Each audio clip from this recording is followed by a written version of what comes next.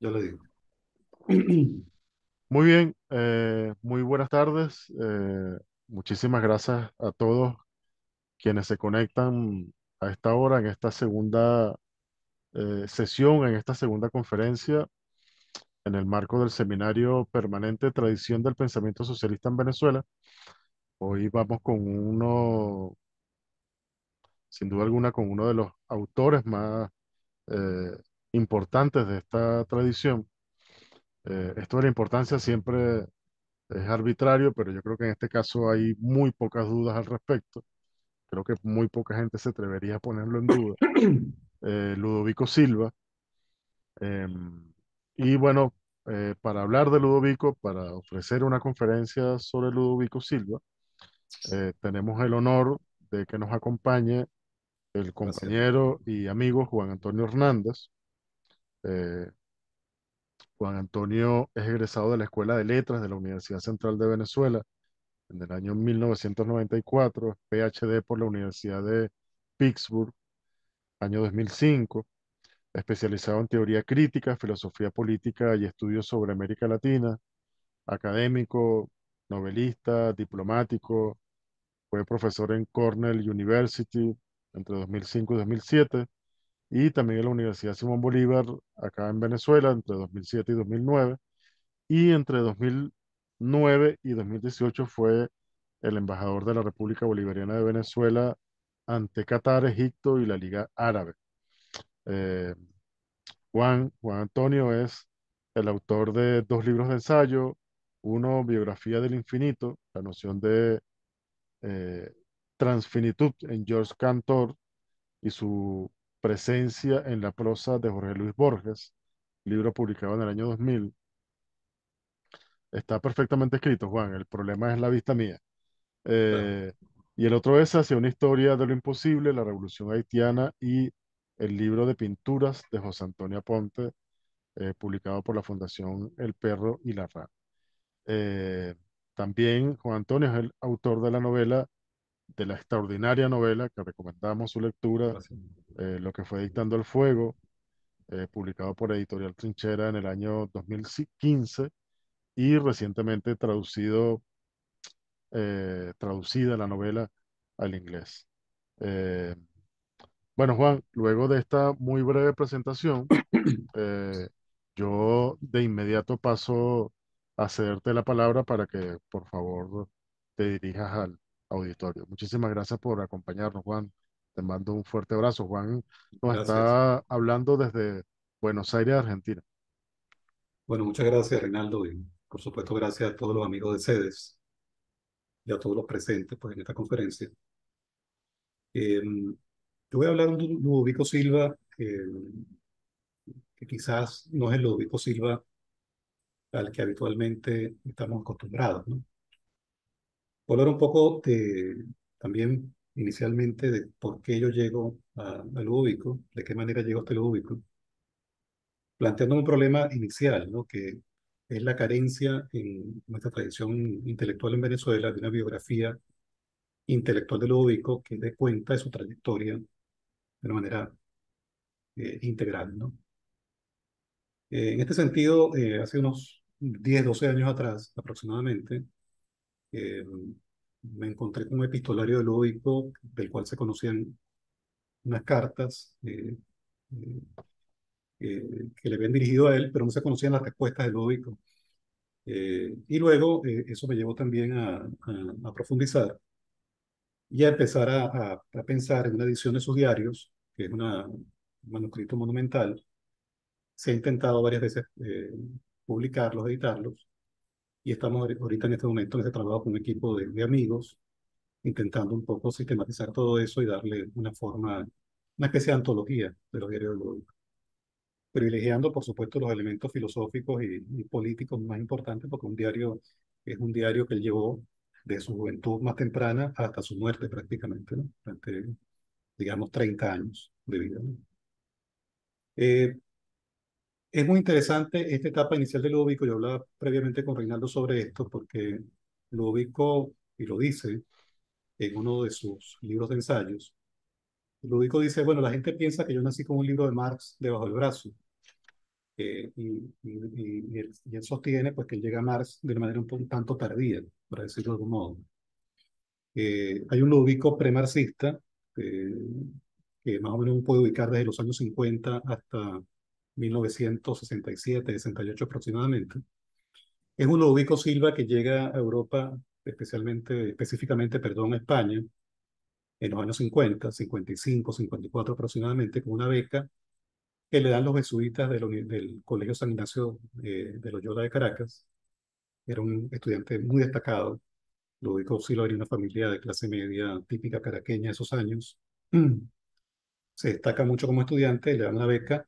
Y es muy curioso porque en esos años, y da un poquito es un poco irónico pensar en esto, le dan la beca pensando que él puede llegar a ser un gran intelectual católico, ¿no? ¿No? Gran intelectual es un Lúdico todavía muy, muy influido, digamos, por esa visión de los jesuitas, ¿no? Llega a la España de Franco, eh, allí se relaciona también con intelectuales republicanos, poetas sobre todo, un Lúdico que quiere ser poeta, no es un Lúdico que se plantee todavía el tema de la filosofía de una manera sistemática. Es un Lúdico que después viaja a Friburgo, Alemania, donde estaba Heidegger, por cierto.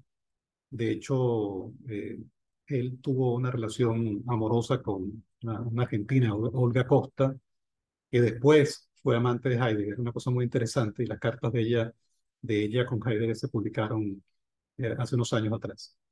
En todo caso, lo ubicó en Friburgo, va a estudiar con Hugo Friedrich, que es uno de los grandes estudiosos de la poesía contemporánea, sobre todo de Baudelaire.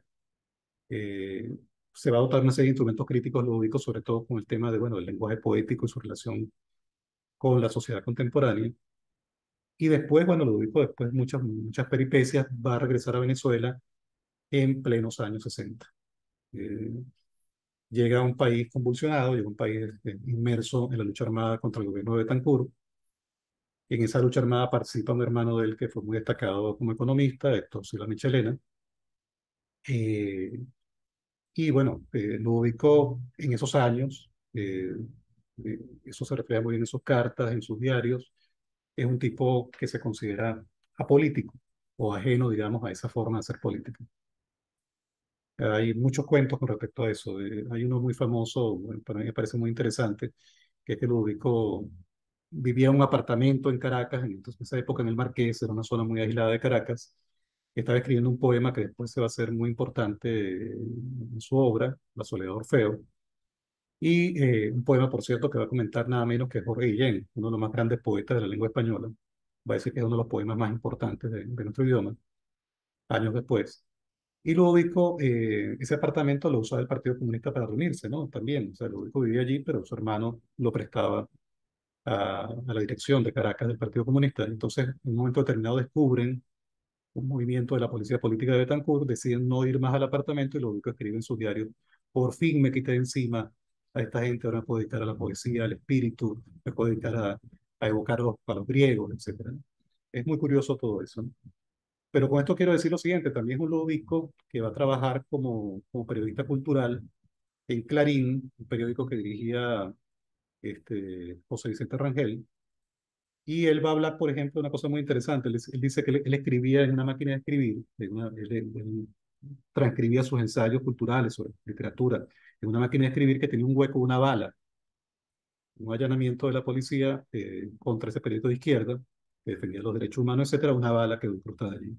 Y también decía, por ejemplo, que en una pared, la dirección del periódico había mandado enmarcar una mancha, una gran mancha de tinta, porque un frasco de tinta fue perforado por otra bala, quedó una mancha gigantesca que parecía un cuadro de Jackson Pollock, del expresionismo abstracto, y ellos irónicamente enmarcaron eso. Él decía, la literatura venezolana contestataria está reflejada en esa metáfora, ¿no?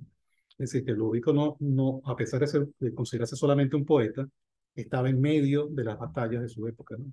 Eso también hay que tomarlo en consideración. Se habla mucho de Ludovico como una especie como de intelectual exquisito, de la izquierda exquisita. Se ha hablado mucho de eso y realmente no es así, ¿no? Cuando vayamos a la plusvalía ideológica, que vamos a hablar un poco de eso después, nos daremos cuenta de cuál es la postura de Ludovico frente a esa izquierda, ¿no? Eh, Ludovico, bueno, su trayectoria la sigo resumiendo. Pasa a ser secretario general del Ateneo de Caracas, Miguel Otero Silva eh, reconocen a un hombre brillante por sus contactos, digamos, con, con su hermano Héctor Silva Michelena, con el Partido Comunista. Miguel Otero se lo trae al Ateneo de Caracas. Allí Ludovico va a fundar una revista que es fundamental para entender la cultura de Venezuela en esos años. Es la revista Papeles del Ateneo de Caracas. Es una revista que, por cierto, va a contar con, por un lado, de Pilotero Silva, con gente que contribuye como Miguel de Asturias, Pablo Neruda, digamos, unos nombres de primera línea de la literatura latinoamericana. Y Ludovico, por su parte, siendo un hombre mucho más joven, va a convocar a escritores intelectuales de su generación, entre los cuales se cuenta, por ejemplo, Ernesto Cardenal, ¿no? Que va a ser muy importante, y que a mi modo de ver, si uno piensa, por ejemplo, los orígenes del pensamiento de Ludovico sobre la alienación, ¿verdad? Que es una de las cuestiones fundamentales de su trabajo como marxista, va a encontrar allí un momento muy interesante, porque el epistolario con el que yo me encontré son sus cartas con Thomas Merton. Thomas Merton era un monje contemplativo, muy famoso en los 60, eh, muy cercano, amigo, muy amigo de Ernesto Cardenal. Va a estar, se le considera un antecedente importante de la teología de la liberación.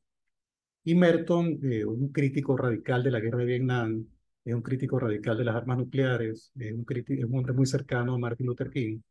Era famosísimo en esos años, era un tipo de verdad, el Dalai Lama lo visitaba, ese tipo de cosas en el monasterio.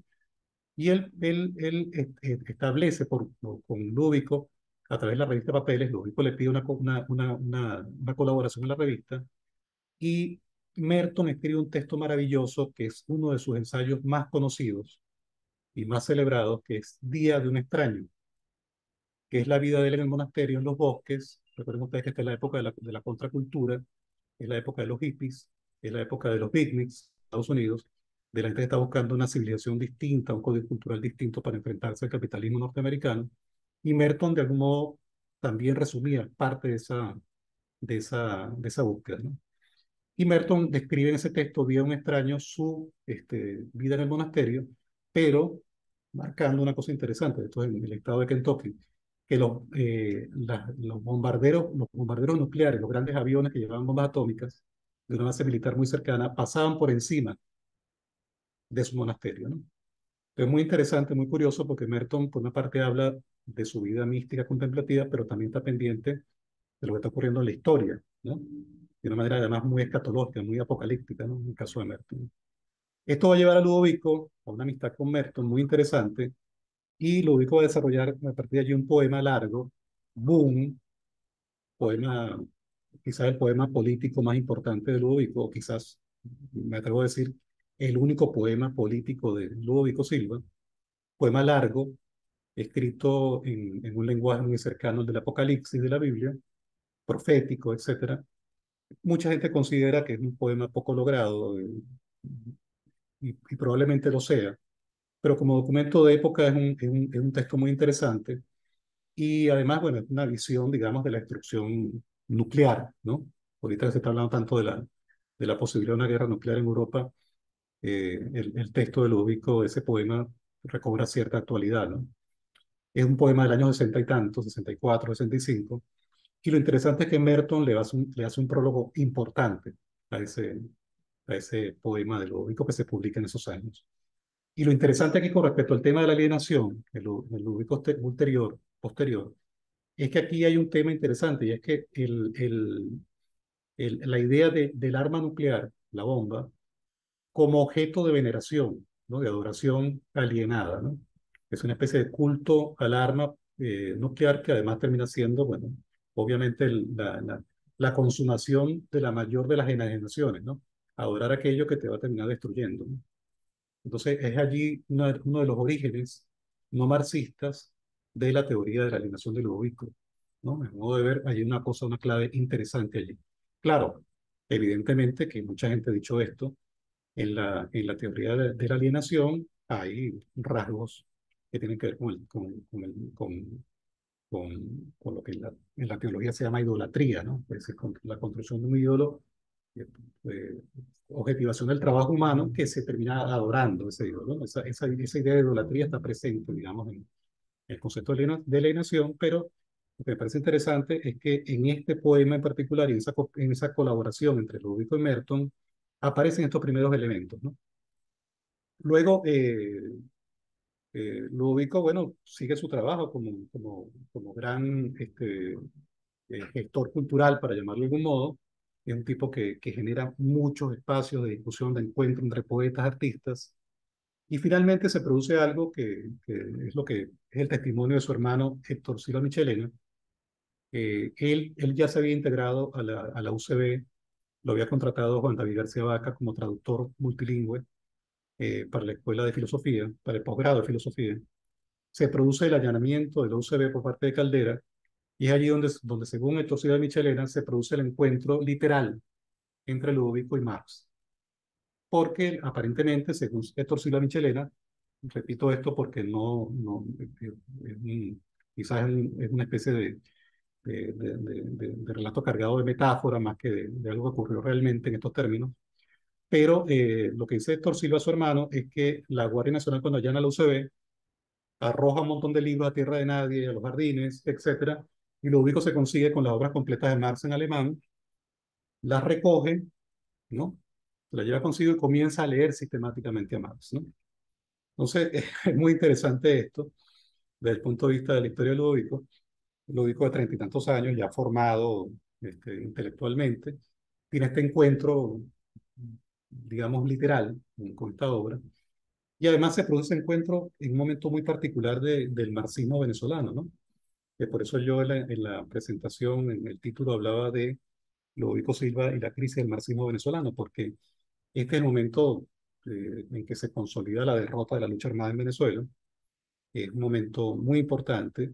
Hay una crisis tremenda en las organizaciones políticas que se sumaron al esfuerzo insurreccional contra Betancur y contra Leoni, y especialmente en el Partido Comunista, que es donde militaba su hermano, y Héctor Silva, y donde él ve también una serie de cuestiones teóricas que va a plantear posteriormente, ¿no? Eh, es muy interesante todo esto porque nos coloca en una coyuntura histórica, yo lo comentaba con Reinaldo más temprano, el año 70 en particular, vamos a ver la confluencia de varias cosas que ocurren simultáneamente. Ocurre, por una parte, una división del MIR que va a generar la bandera roja. Ocurre una división del Partido Comunista que va a generar MAS, Movimiento Socialismo, y esa misma división va a generar a su vez el núcleo inicial de la causa de Alfredo Manila. Y al mismo tiempo, Lúdico va a publicar La plusvalía ideológica. Entonces creo que es importante como colocar en ese contexto la primera publicación importante de Lúdico con respecto al marxismo, ¿no? Creo que allí una clave interesante para situar históricamente ese giro de Lúdico hacia el marxismo y cómo tiene que ver con una reflexión, un balance de todo lo que ocurrió. En ese sentido, habría que pensar un poco que la crisis del marxismo en Venezuela también está concatenada con varias crisis del marxismo que se vienen arrastrando al menos desde los años 30 y bueno, y por supuesto también en los años 50 con todo el proceso de desestalinización, ¿no? El famoso discurso de Khrushchev y todo lo que eso generó en el movimiento comunista internacional. En el caso de los 60, también lo de Ludovico coincide con el mayo francés, eso no se puede obviar, y allí también aparecen otros elementos que van a tener un peso fundamental pues, en este pensamiento. Eh, una de las cosas que me parece más importante desde el punto de vista de la figura de Ludovico es que no podemos separar al Ludovico poeta del Ludovico marxista. Yo creo que hay que tratarlos de manera integrada, porque realmente lo que tenemos hasta ahora, y por eso yo al principio me quejaba un poco de la ausencia de una biografía de Ludovico Silva, una biografía intelectual que dé cuenta de su, de esa personalidad poliédrica, esa complejidad, digamos, que fue Ludovico y que sigue siendo Ludovico. Yo creo, por ejemplo, que cuando uno entra, y yo no voy a todavía entrar mucho en eso, cuando uno entra en el estilo literario de Marx y en todo el tema de las metáforas de Marx, evidentemente que el tema del lenguaje está tratado con una complejidad, con una sutileza, con una visión propia de una persona preocupada por la poesía y por la función poética del lenguaje. Y eso es uno de los aportes más importantes del libro, además, ¿no? Libro, por cierto, que fue celebrado por Humberto Eco en su traducción al italiano. Eso habría que también recordarlo, ¿no? Hoy en día no recordamos esas cosas, pero luego tuvo un impacto importante tanto en Italia como en Yugoslavia y en otros espacios donde sus libros fueron traducidos, fueron discutidos, etcétera. En América Latina, sobre todo en México, se leyó mucho Ludovico Silva, ¿no? Especialmente en México. Lo invitaron, etcétera, ¿no? Fue una cosa bien interesante. Eh, yo creo, por ejemplo, que cuando entramos en Plusvalía Ideológica, que es un libro que generó cierta polémica, ¿no? Porque evidentemente que del marxismo clásico, bueno, ajá, una plusvalía, ¿cómo se extrae plusvalor de la ideología, ¿no? ¿No? Esa era una pregunta típica, ¿no? Pero este es un Ludovico que está reflexionando desde el impacto de la industria cultural, es un Ludovico que refleja, o mejor dicho, recibe la presencia muy fuerte de la escuela de Frankfurt, evidentemente. Ludovico está en diálogo con todo eso. Y eso ya en sí mismo es un gesto renovador en esos años en Venezuela, ¿no? Si ustedes piensan, por ejemplo, que el marxismo recibido, sobre todo por los militantes de la izquierda insurreccional en esos años, era un marxismo de manual, era un marxismo, se leía el manual de Nikitin, por ejemplo, era uno más conocido, había unos cuantos, ¿no? Eh, yo creo que es muy importante darnos cuenta de la radicalidad de estos gestos de Ludovico en esos años, ¿no? Hoy en día, algunas de esas cosas pueden parecer un poquito ingenuas o cosas ya un poco este, superadas, pero hay que situar esas posturas, esas posiciones de Ludovico en ese contexto histórico en particular, ¿no?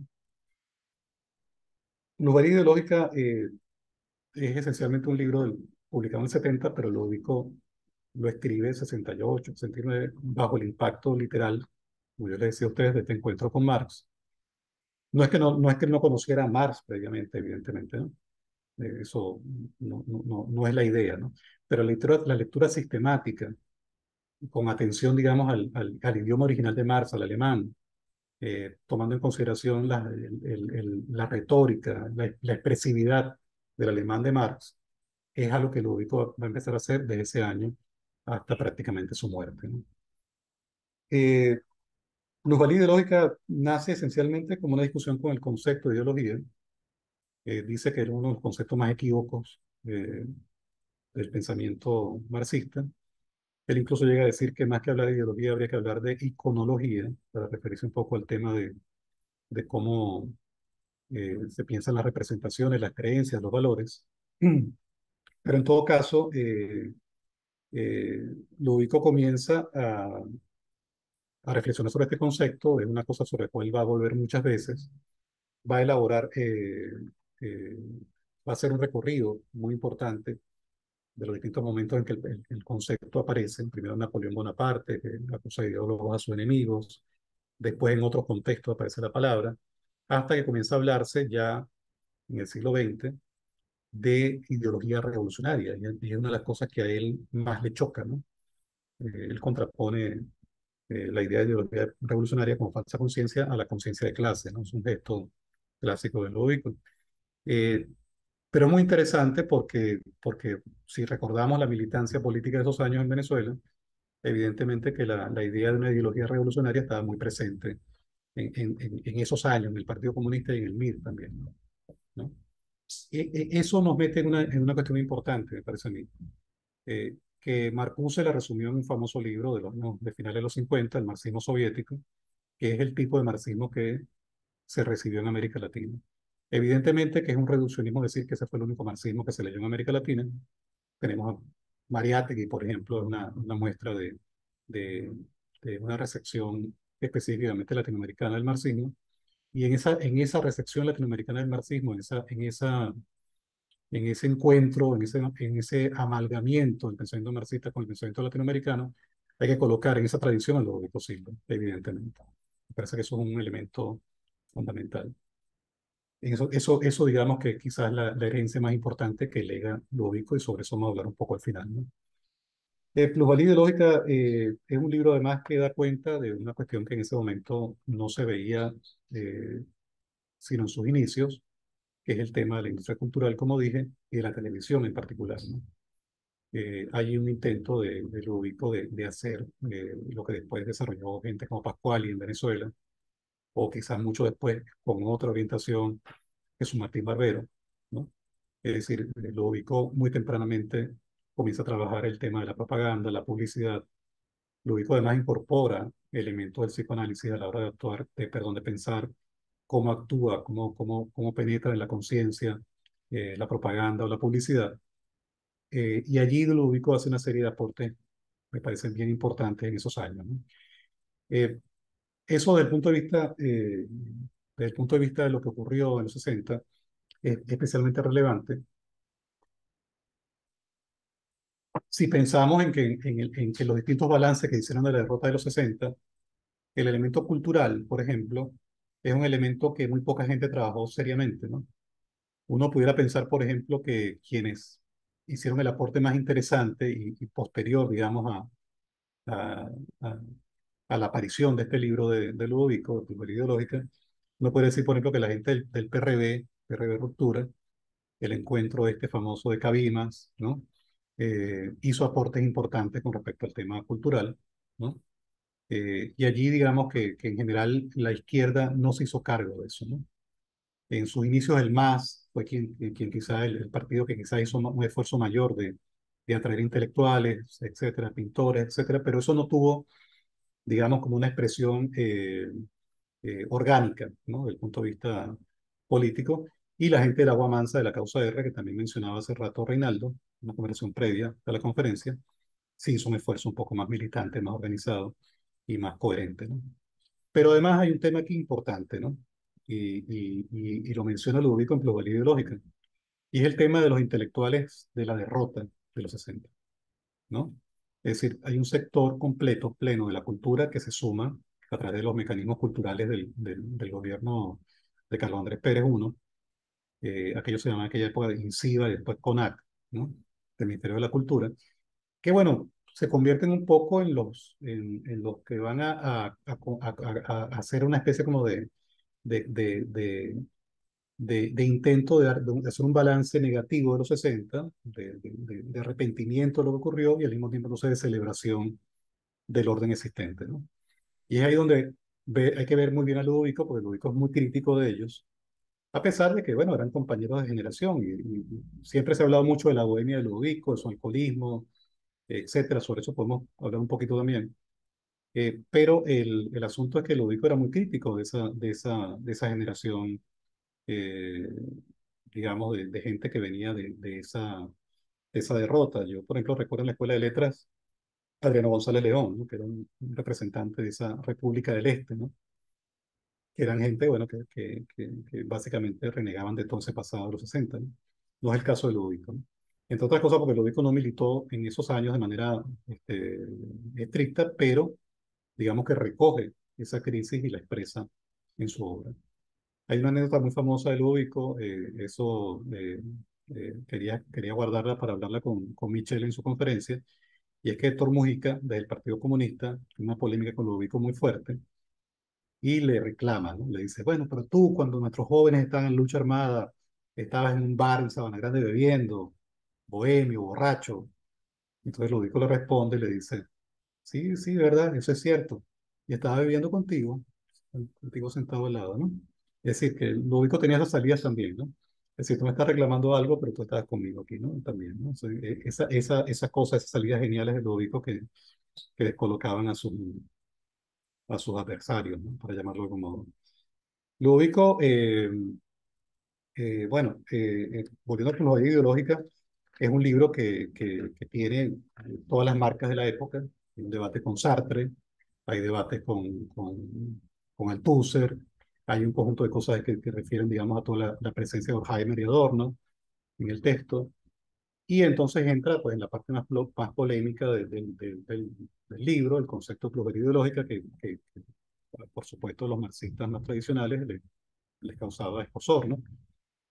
Él decía que, bueno, que en el concepto de tiempo libre, digamos, del ocio, la explotación capitalista continuaba en la reproducción, digamos, de las ideas y las creencias del capitalismo, de la visión del mundo capitalista, que los trabajadores, bueno, reproducían eso a partir de su interacción con los medios de comunicación, con todos los aparatos ideológicos del Estado, como lo define Althusser, que allí él pensaba que la palabra, el concepto de pluralidad ideológica podía dar cuenta de esa otra explotación, ¿no? Que complementaba la explotación estrictamente material.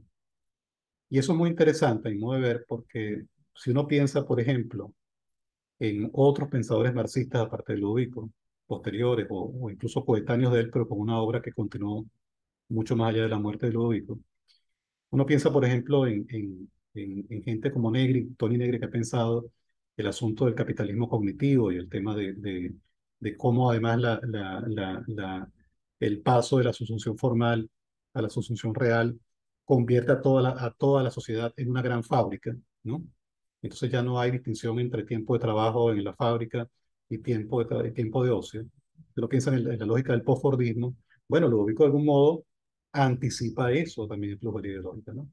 Suelta esas ideas allí y es muy interesante que sean en el año 70, porque además una de las tesis más fuertes, digamos, de esa corriente autonomista italiana es que la reestructuración capitalista que produce el postfordismo tiene mucho que ver con el 68 o el Mayo francés. Es decir, recuperaron, el capitalismo logró recuperar, capturar algunas de las demandas del 68, por ejemplo, con respecto al tiempo libre y el ocio, ¿no? Es decir, hay un tema importante, ¿no? Desde el punto de vista de los núcleos, o los nudos importantes del pensamiento lúdico, que el concepto de pluralidad ideológica logra dar cuenta de eso. A mí me parece que allí hay una cuestión muy interesante, muy importante. Eh, Quiero hablar brevemente del estilo literario de Marx, que me parece que es un libro, un pequeño libro. Eh, Tengo montones de cosas sobre pluralidad ideológica, pero bueno, creo que el tiempo no nos da. El estilo literario de Marx es un libro magnífico. Yo creo que para mi gusto es el mejor libro de Lúdico, el más logrado. Es un libro que efectivamente uno siente allí no solamente la rigurosidad, el trabajo filológico, el tema de las metáforas, además esa idea que es muy, muy linda, digamos, de reconstruir ese joven Marx que quiere ser poeta y termina siendo un poeta frustrado, pero que de algún modo esa relación con la poesía logra trasladarla a su lenguaje ya en su trabajo estrictamente científico o estrictamente de análisis del capitalismo. Eso es una de las cosas más deslumbrantes de Lúdico. Creo que vale la pena leer y releer ese libro. Es un libro muy, muy bello, digamos, es un bello libro. Y creo que una de las cosas que más sobresale en ese trabajo lúdico es el hecho de que si recordamos, yo, yo milité, también Reinaldo, Elías también recordaba esa izquierda, esa izquierda de tantas fórmulas huecas, rituales, llena, digamos, de una especie de cosa cuasi religiosa, ¿no? Desde el punto de vista de la invocación de estos textos supuestamente sagrados de los clásicos del marxismo. Ludovico desmonta todo eso y nos muestra un Marx este, vivo, ¿no? Y eso es una de las cosas más deslumbrantes de Ludovico, ¿no? Y hacer eso en esos años, en Venezuela en particular, no era algo fácil, ¿no? No era nada fácil, ¿no? Eh, Había cosas muy osificadas, muy, muy, muy, muy eh, petrificadas que impedían ese tipo de gestos, ¿no? Y Ludovico creo que es el que logra realmente ir más allá de todo eso, con una gran sensibilidad por el lenguaje y que además, esto es importante, por eso digo yo que no se puede leer a Ludovico poeta separado de Ludovico filósofo marxista, o pensador marxista, mejor dicho, es porque una de las salidas más importantes al tema de la alienación en Ludovico, de la perspectiva del humanismo marxista, es precisamente a través del arte, la poesía y el lenguaje de la poesía como un lenguaje desalienador y desalienado, ¿no? Creo que allí hay una cosa importante también que hay que pensar, sobre todo en un libro que se llama Belleza y Revolución, que es uno de los libros también más interesantes de Lóvico, ¿no? Y sobre todo si pensamos que el último libro de Lóvico, publicado en el 2008, el último libro de filosofía de Lóvico importante, es Teoría Poética, publicó la Universidad Simón Bolívar, año 2008. Eda Armas, la hija de Alfredo Armas Alfonso, un gran escritor venezolano, compiló un conjunto de fragmentos, carpetas. Es un libro con una historia muy accidentada, con muchos de los manuscritos de Ludovico. Se quemaron unas carpetas en un incendio, se recuperaron por otro lado. Es una historia muy accidentada en general. Estos manuscritos de Ludovico han tenido distintos avatares. Pero teoría poética es muy curioso porque era su gran, él lo dice varias veces, es como su gran aporte final, ¿no? Desde el punto de vista de su obra. Ya Ludovico al final tenía mucha conciencia de que le quedaban pocos años de vida, estaba muy deteriorado físicamente por el alcoholismo.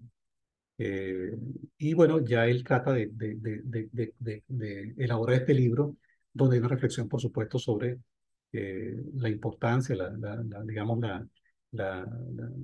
el peso fundamental que tendría en la liberación humana el lenguaje poético.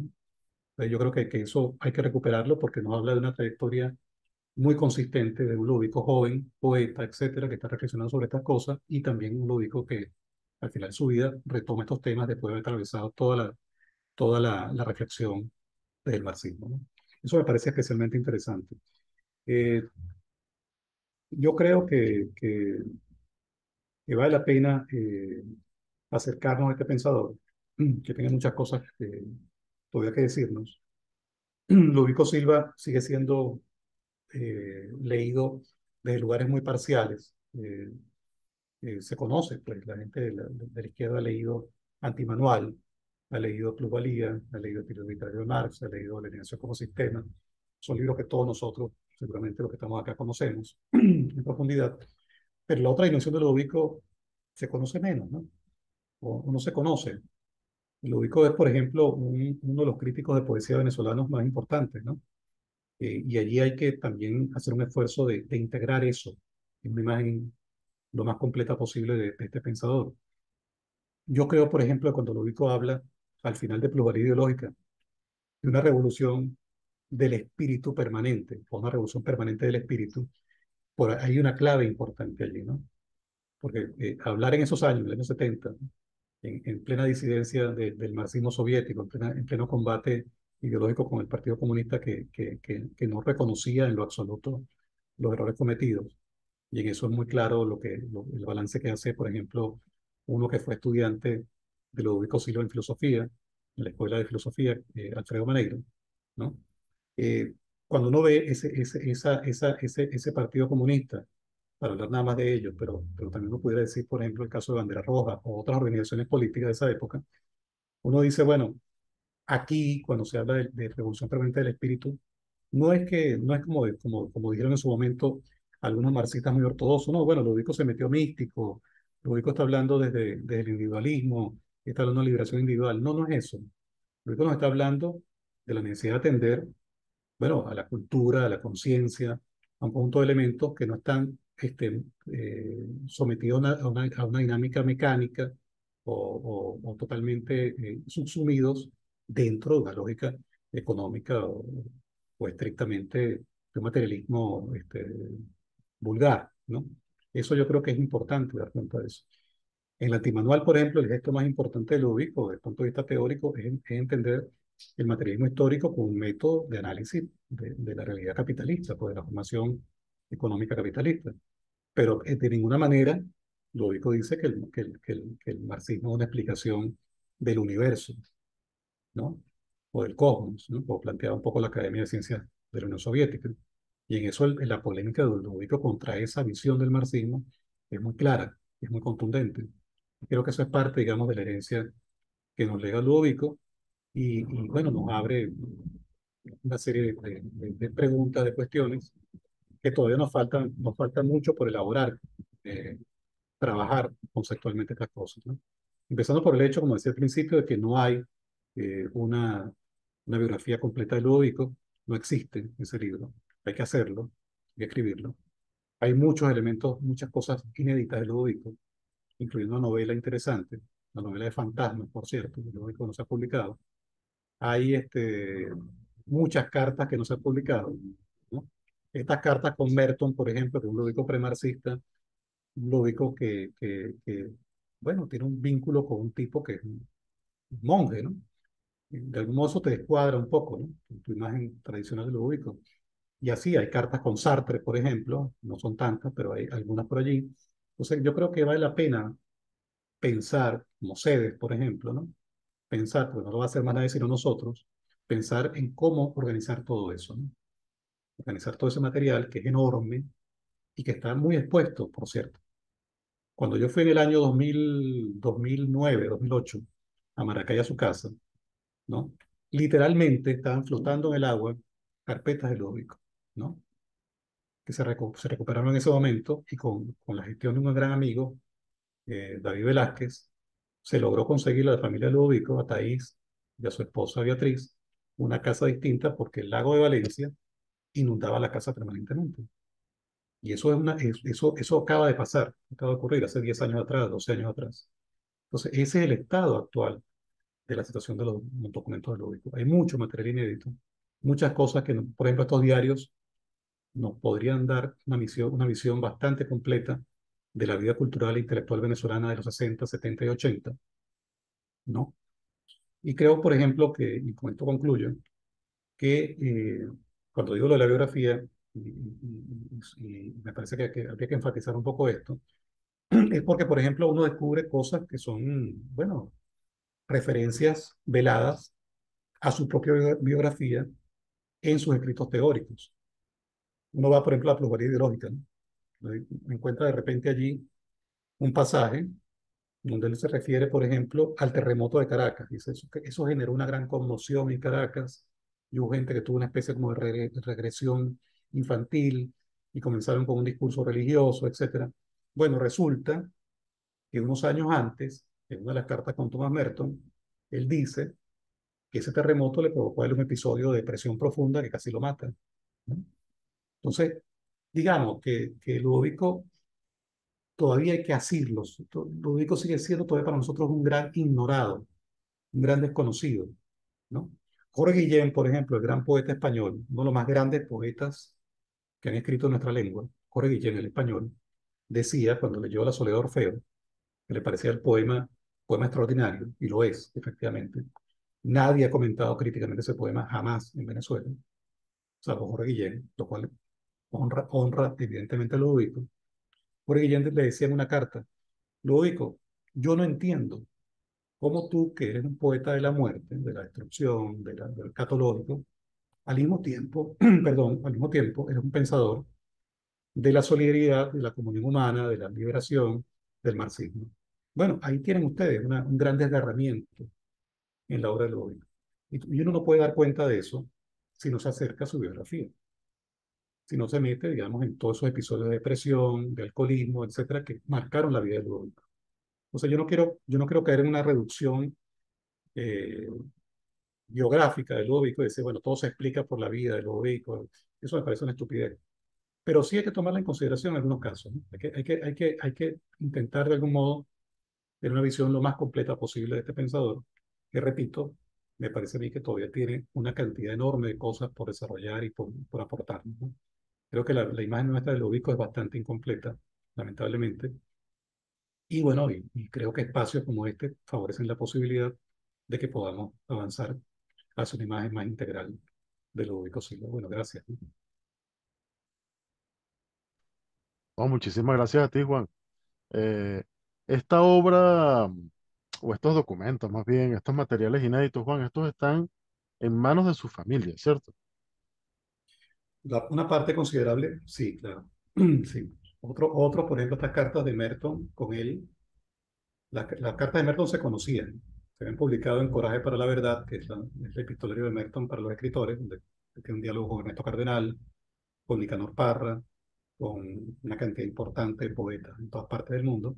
Y entonces están las cartas de él a Ludovico Silva. Pero las cartas de Ludovico no se habían publicado, no se conocían. Bueno, no, de hecho, no se han publicado todavía, ¿no? No se han publicado todavía. Logré ubicarlas en Kentucky, hice que una amiga fuese allá, las copiara, me las mandó, y la familia de Ludovico no las conocía. Yo se las envié a Héctor Ciudad Michelena hace unos años atrás, y bueno, las tengo conmigo, tengo una copia, y ellos teníamos otra copia. Pero sí montones de cosas de Ludovico que están, probablemente muchas se han perdido. O sea, eso también hay que tomarlo en consideración, ¿no?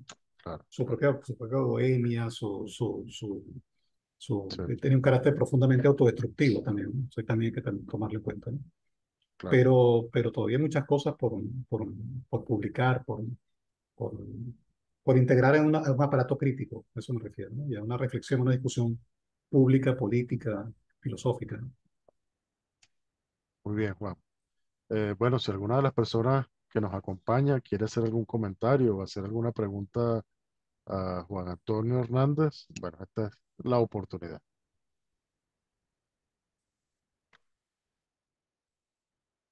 Sí, efectivamente, Gloria, vi tu comentario.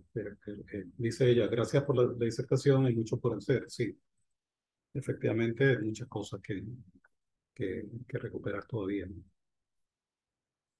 Se hicieron unas obras completas de Ludovico que se publicaron por IPASME, pero no son completas, evidentemente, ¿no? Es una de las que más se conoce, pero todavía falta mucho.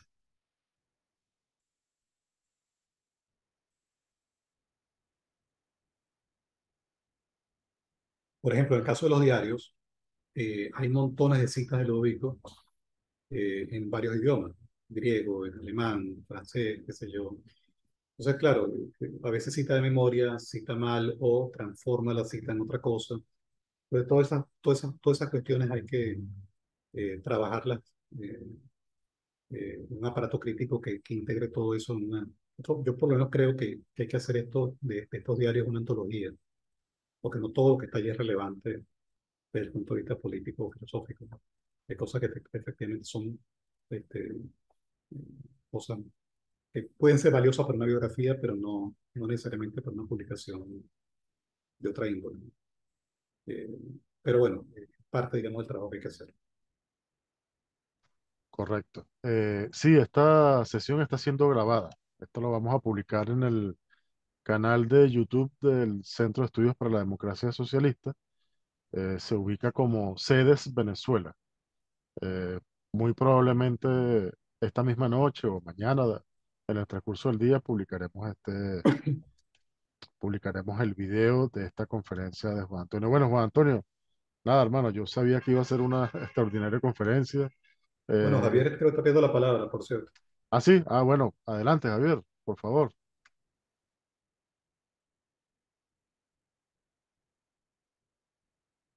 O la pidió hace rato y no nos dimos cuenta, ¿no? ¿Se escucha? Sí, vale. Javier, ¿cómo estás? Saludos. Saludos, Juan Antonio, gracias, Renal. Un saludo a todos, felicito el espacio. Mira, Juan Antonio, quería a ver si es posible que hicieran un comentario sobre otro trabajo importante en esta coyuntura inicial, además de la publicación ideológica que se llamaba el socialismo intelectual.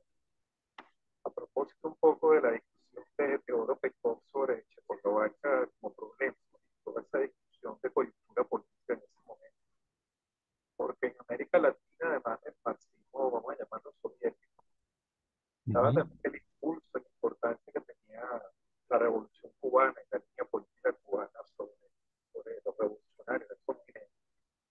Y el asunto checoslovaco también generó una fuerte polémica entre la izquierda y la oposición cubana Así es. democrática.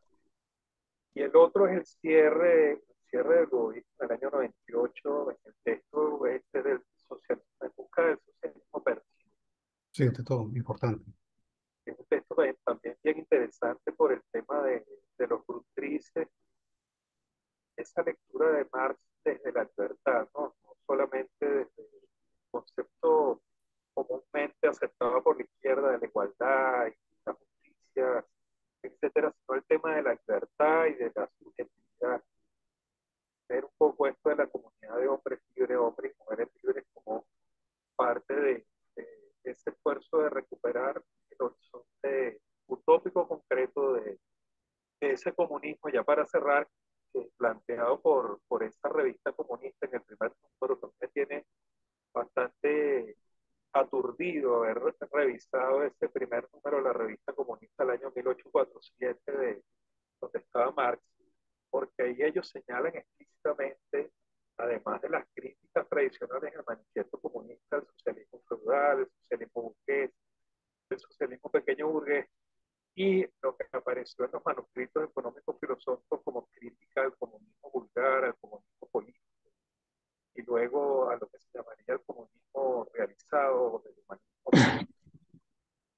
también se plantea el tema de la crítica al socialismo de cuartel, a una variedad de socialismos que animaban a la izquierda desde su origen. Me llama mucho la atención este tema de lo hijo en busca del socialismo perdido, de la conjunción entre libertad e igualdad de nuevo, de libertad y la producción de una subjetividad en comunidad para la construcción de un horizonte utópico. Entonces me gustaría que hicieras como ese hilo, si puedes, un poco desde el principio del tema de Checoslovaquia y después el tema de la perestroika, cómo leía Ludovico también lo que estaba aconteciendo en la Unión Soviética. Gracias. Gracias, Javier. Mira, incluso te puedo decir que Ludovico tiene textos sobre Afganistán, sobre la invasión soviética de Afganistán, donde básicamente se enfrenta al Partido Comunista, ¿no? Venezolano. Eh, Textos muy polémicos que generaron una serie de ataques contra él, bueno, los típicos, ¿no? Que era gente de la CIA, que era un tipo pagado por la embajada norteamericana, bueno, en fin, ese tipo de cosas se publicaron en Tribuna Popular, ¿no? Eso lamentablemente ocurrió.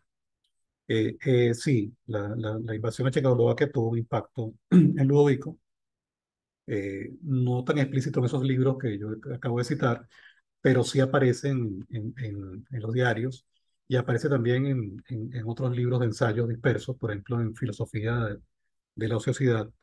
Aparece, por supuesto, evidentemente está en el origen de este libro que tú citas, En busca del socialismo perdido. Yo creo que allí hay una cosa importante, ¿no? Eh, eh, el tema del marxismo soviético es una discusión además que desborda lo ubico, porque tiene que ver también con la manera, por ejemplo, como se produjeron ciertas rupturas en los 60 en Venezuela. Yo pienso, por ejemplo, en el momento en que Douglas Bravo y el PRD se deslindan del Partido Comunista y se enfrentan incluso a Cuba, ¿no?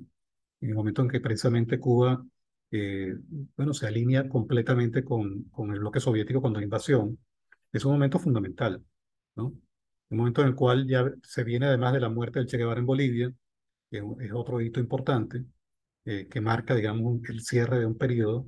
Y de hecho yo creo que muchos, entre ellos Ludovico, tenían claro que la Revolución Cubana tenía como punto, digamos, de cierre termidoriano, quizás, la muerte del Che en Bolivia, ¿no? Era un poco como el punto, digamos, ya de, de- de cierre de un periodo histórico, ¿no? Entonces yo creo que en el caso de Ludovico, cuando él critica, el antimanual eso es muy claro, el antimanual él es transparente eso. Cuando él critica toda esta cosa del materialismo dialéctico, el tema de las leyes de la dialéctica, el tema de un marxismo eh, instrumentalizado discursivamente como ideología de Estado, ¿no? Que es lo que hace Marcuse, por cierto, también en el marxismo soviético. Es muy claro, digamos, que Ludovico, cómo se posiciona en todo esto. Y yo creo que hacer eso en esos años dentro de la izquierda venezolana era complicado, era muy difícil, ¿no? No era sencillo porque además, eso es otra vaina más, ¿no? Que ocurre especialmente en el primer gobierno de Pérez, ¿no? Había una izquierda que seguía hablando de estas cosas, en estos términos muy convencionales del marxismo más ortodoxo, pero que estaban perfectamente acomodados, digamos, dentro del sistema bipartidista, ¿no? Entonces, en eso hay que establecer distinciones también, porque no es lo mismo hablar de bandera roja alzada en armas en Oriente o el PRD en Falcón, a pesar de todas sus ortodoxias o sus discursos a veces bastante dogmáticos, que hablar del Partido Comunista tal como se alineó, digamos, en ese primer gobierno de Pérez. Incluso había cuestiones muy oportunistas, pues, por ejemplo, se decía que era un gobierno progresista en las relaciones internacionales, que era el único gobierno democrático en medio de un mar de dictaduras en América Latina. Estaba el tema de los exiliados que venían del sur, eh, una cierta apertura hacia Cuba, que también favoreció esa mirada de cierta izquierda. Entonces, y no es casual, por ejemplo, que en el 89 algunos de los que celebran la llegada de Fidel Castro a la coronación de Pérez están dentro de esa izquierda, ¿no? Y en ese contexto lo ubico una figura disonante, lo ubico una figura que va siempre en contra de esa lógica, ¿no? Y yo, por ejemplo, recuerdo sobre todo los textos de Ludovico contra la invasión de Afganistán. A él le pareció una cosa inmoral, obscena, ¿no? Hablar de internacionalismo proletario en esas condiciones, ¿no? Me parece que allí hay una postura no solamente intelectualmente correcta, sino éticamente muy importante, ¿no?